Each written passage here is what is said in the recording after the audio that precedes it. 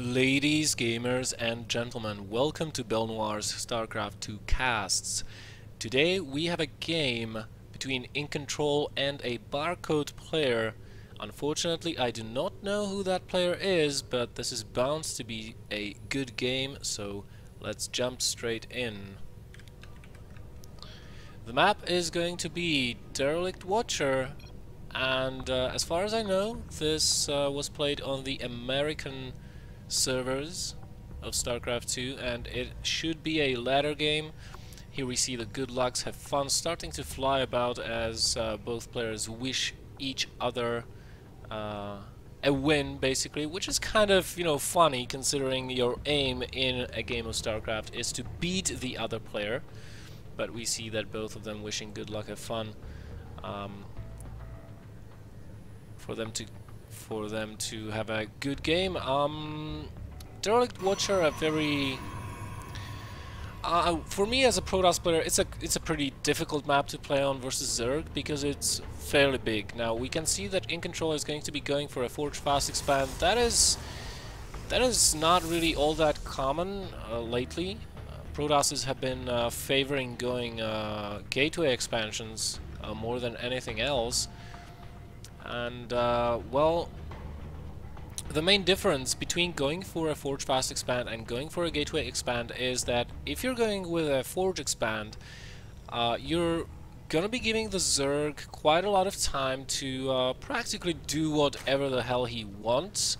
We can see that the pool is going down right on 15 supply here for the Zerg player. Which is a very standard opening, very safe opening, and no drone scouts have been sent out so far, so the barcode is going to be just relying on scouting with his overlords and just having a very good build order here. iNcontroL going to be putting down a Nexus, that is very likely here, trying to block the expansion for the Zerg player from going down. In the meantime, there is a drone probably going to be getting a hatchery over here at the third location. Now this is pretty good for iNcontroL if he decides to go for something like a timing with Sentries, Immortals, or maybe even a blink timing here with +1 or +2 attack, forcing the Zerg player to take a second hatchery here at the third base location makes it quite vulnerable. Now, so far, iNcontroL hasn't seen anything happening at the natural expansion.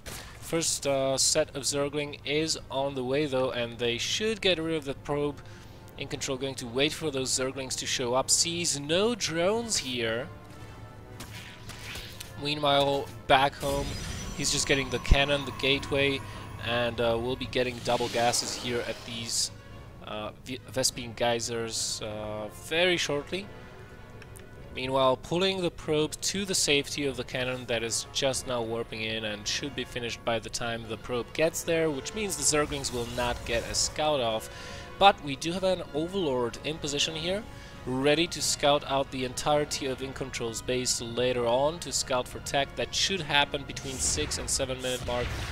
What the Zerg player will be looking for is any kind of tech, maybe a Twilight Council, a Stargate, a Robo, and well, iNcontroL about to throw down his Cybernetics core, and basically at this point in time what is going to be happening is the Zerg player is going to be droning as hard as he possibly can, only relying on a very little scouting information, keeping the Zergling alive here at the bottom of the ramp of the Protoss player to watch out for any unit movements that might be coming out of iNcontrol's base.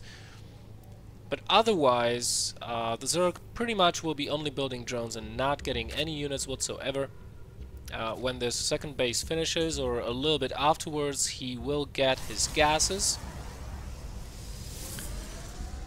and probably just get LR, link speed, maybe a Roach Warren, since the Zerg player knows that this is a Forge Fast Expand. The first unit of choice for iNcontroL coming out of their gateway will be a Stalker. No kernels are being used on that, however. And, well, iNcontroL getting a Mothership core, so probably will be putting on some light pressure. Mothership core immediately going forward to scout for those links. and potentially trying to get rid of them. I wonder what this probe is here for, though. Maybe iNcontroL wants to take a relatively fast third base. And as we can see, the Stalker is already scouting out the third base location for that second Zergling, in case it is keeping an eye on the third base. But this Overlord, well, it sees the Stalker, doesn't see the pylon here. Oh, now it sees it there. So now the Zerg player knows what is up. He knows this is a very fast third, knows the tech will be severely delayed here for iNcontroL as the Roach Warren is about to finish, as well as an Evo chamber. Only one evolution chamber though for the Zerg player, so he can get a little bit aggressive if he wants to, and we can see that a couple Zerglings have been produced right now, but, and this is the important thing, no speed for them yet. Hasn't even been queued up. I'm kind of expecting a lair to go down, or maybe Roach production started. No, there's the lair. So lair going up at roughly 7 minutes 40 seconds. iNcontroL building a slew of gateways over here, and this will bring him to about 5. And also getting a robo facility. This is important because you need to defend that third base, and the way you defend it is having sentries and immortals, and also the robo facility will be very useful later on for immortal production, observers and stuff like that. iNcontroL going into a rather quick Twilight Council and a second forge, so I suspect 2-1 upgrades to start rollouts very shortly here. And meanwhile, let's see what the Zerg player is up to. Well, in production we can only see drones. He's already up to the 66 drone mark, so probably will be teching up heavily here unless he wants to start attacking, as the link speed and +1 for roaches is about to finish up. Or he can take a fourth base and start macroing it up. Oh my god, the Spire going down exactly where the Phoenix can see it. And a Hydralisk Den as well. Now that Hydralisk Den I don't think was spotted by iNcontroL, so he could think that this is going to be mutaplay, in which case he will cut down on robo unit production and probably will not be getting Colossus. He still might get those Colossi out, but seeing the Spire this early kind of indicates that the Zerg player wants to be going for Mutalisks. And if the Zerg is going for Mutalisks, you as a Protoss player generally do not want Colossi, you do not want Immortals, maybe a couple of them, but the dominant unit in your army composition should be Stalkers and Phoenixes. iNcontroL going to rescout what is going on, sees that the Spire is still not done, sees the second evolution chamber upgrading stuff and a Roach Warren working as well, and did see the Hydralisk Den. So at this point in time we should see Colossus production being prepared here for iNcontroL. But look at this, he is also well aware of the fact that there have been almost no units produced. This is a very small army, very light on gas, which means the Barcode player, the Zerg player, can still start producing loads and loads of Mutalisks or Hydralisks if he so chooses. Now, since iNcontroL does have the double Stargate, he could be well prepared for a Muta transition here out of the Zerg player. And he also has the Twilight Council, so transition into Storm is just a few minutes away for him if he chooses to do so.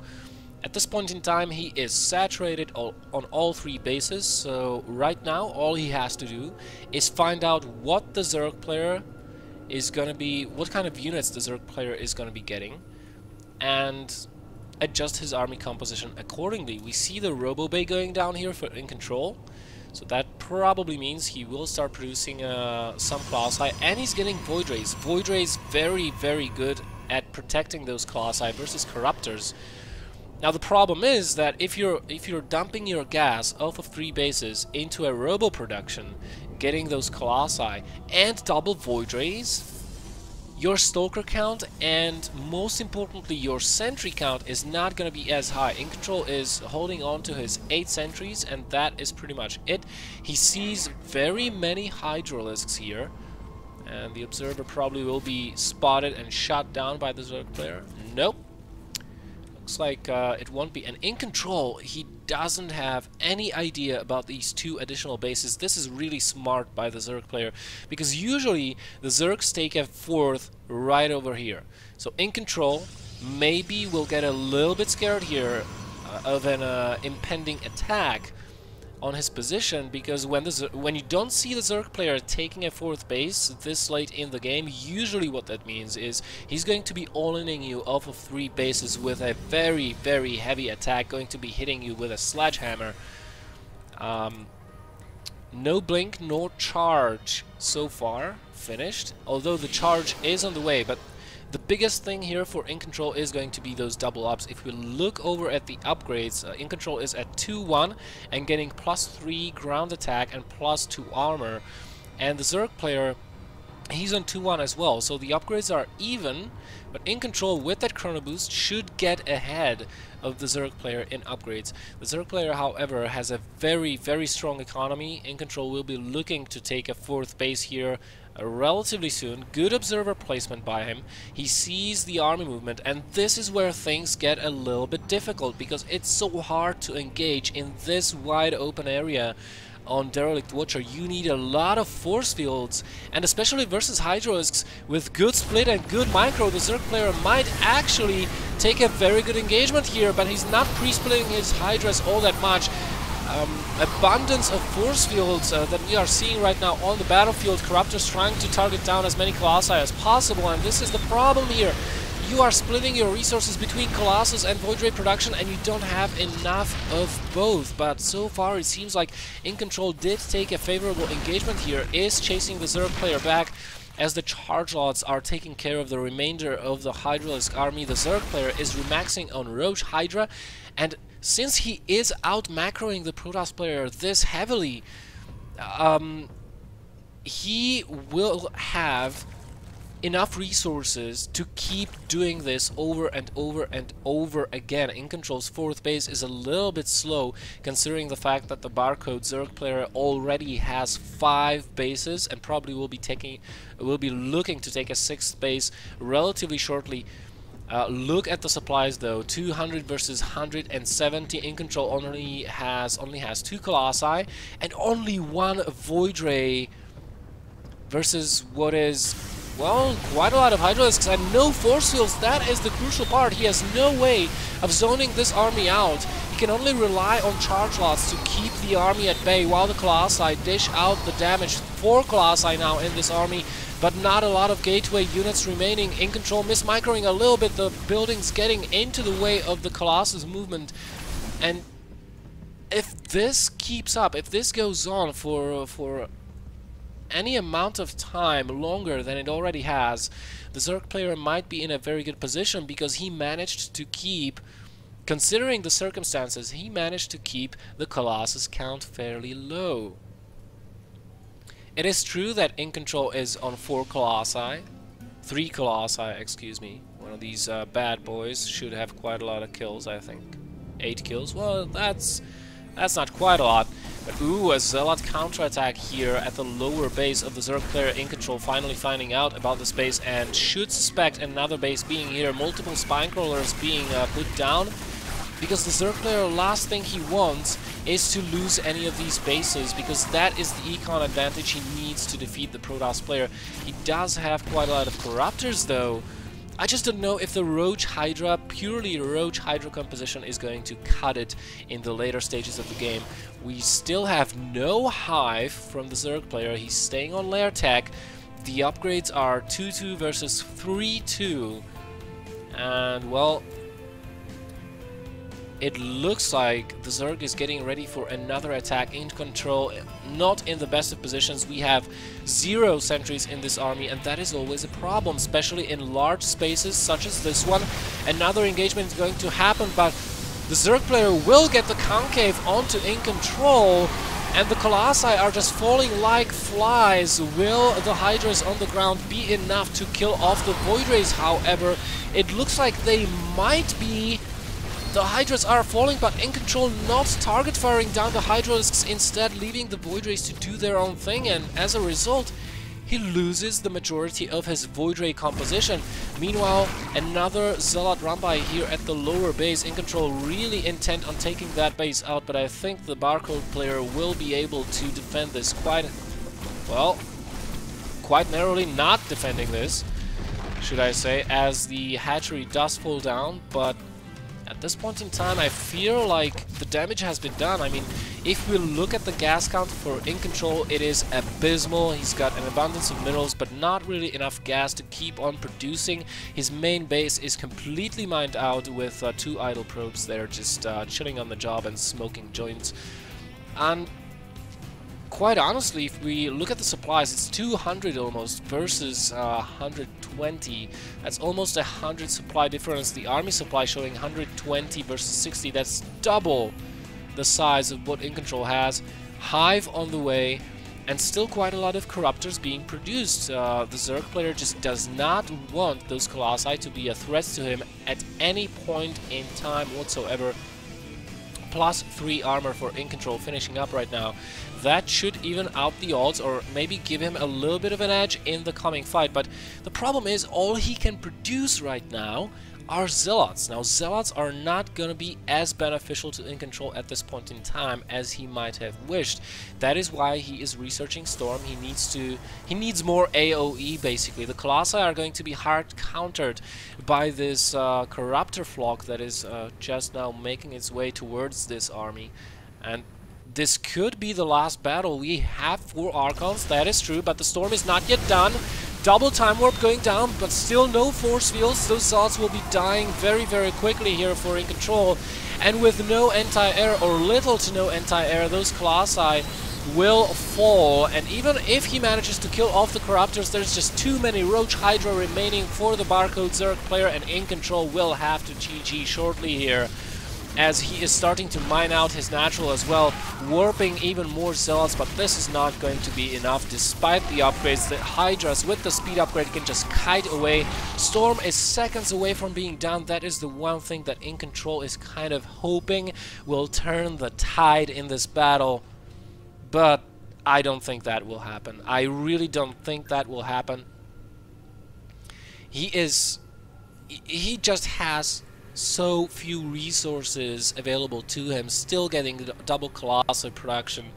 And this is all about the ratio of units in your army composition. One thing I would love to have seen from the Zerg player are Vipers, but I think he's gonna be just fine even without them. Storms!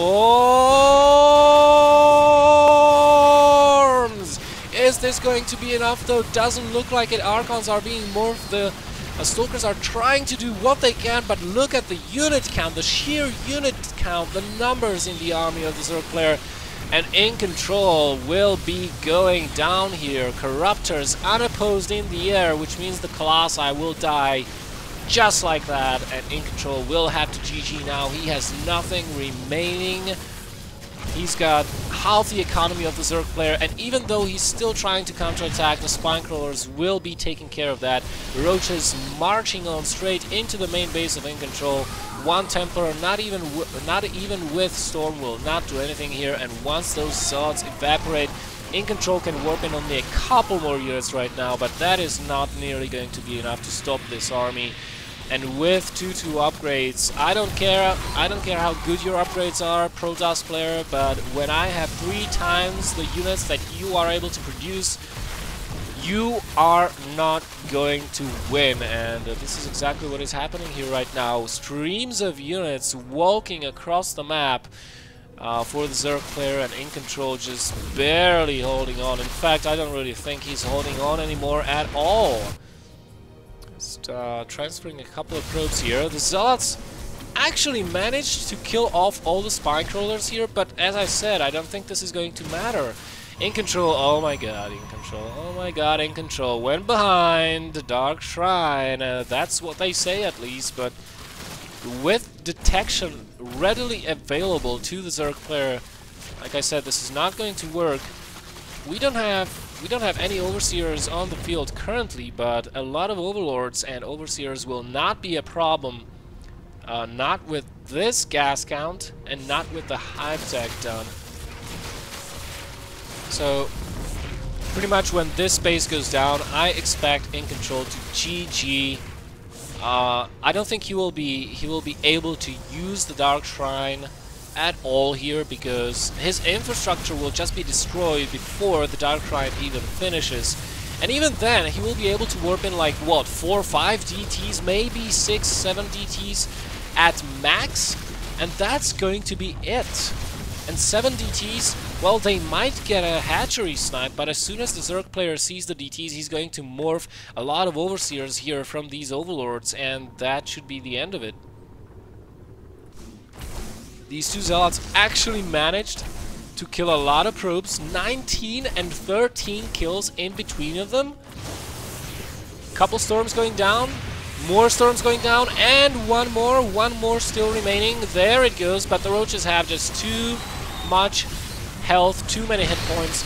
They're gonna start sniping stuff off, getting Archons before they even morph in, and there's the GG from iNcontroL as he taps out of the game. Ladies, gamers, and gentlemen, thank you very much for watching. I've been Belnoir, and if you like the cast, please like the video or share it. And if you have any opinion or something you would like me to work on a little bit more, or players you would like to see, post them into the comment section, and I'll do my best to oblige. Until next time, good luck, have fun, stay safe, and remember to storm first and ask questions later.